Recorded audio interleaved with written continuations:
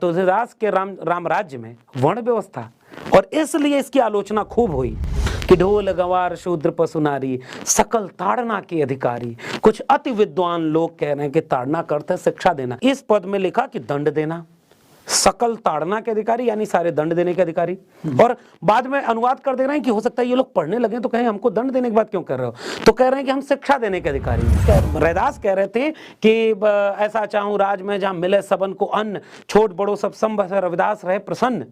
और जात जस केलन के पात पात में पात, तस मानुष के जात जात में जात। रविदास मानुष न जुड़े जब तक जात में जात। आसान भाषा में कहूं तो वो जात व्यवस्था के खात्मे का दर्शन करते हैं। अधम जाति में विद्या पाए, भय हूं यथा अहि दूध पिलाए। वो कह रहे हैं कि अगर नीची जाति में विद्या पाते हैं तो ऐसा होता है जैसे सांप को दूध पिला रहे हो। इन पदों को लेकर विवाद गहराया।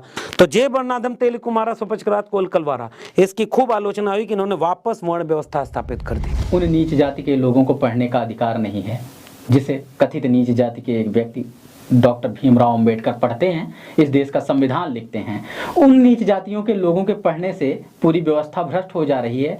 जिस कथित नीच जाति का एक व्यक्ति जो आज खुद प्रधानमंत्री बने हुए हैं, जो पंक्तियां दोहराई जा रही थी, उनकी भी उस जाति का जिक्र हुआ। कबीर साहब का एक दोहा है, एक पद है कि तू कहता कागज की लेखी, मैं कहता आँखन की देखी। तू चाहता उलझावन हारी, मैं चाहता सुलझाई रे। मेरा तेरा मनवा कैसे एक होई रे। तो दो विमर्श हैं।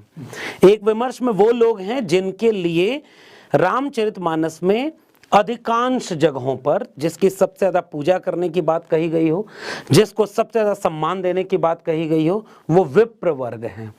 और दूसरी तरफ आप देखेंगे कि केवट और शबरी को गले लगाने और जूठे बेर खाने के प्रसंगों के बावजूद रामचरितमानस का राम राज्य एक वर्ण व्यवस्था पर आधारित राम राज्य है, जिसमें उत्तरकांड में आकर के तुलसीदास अपने उत्तरकांड में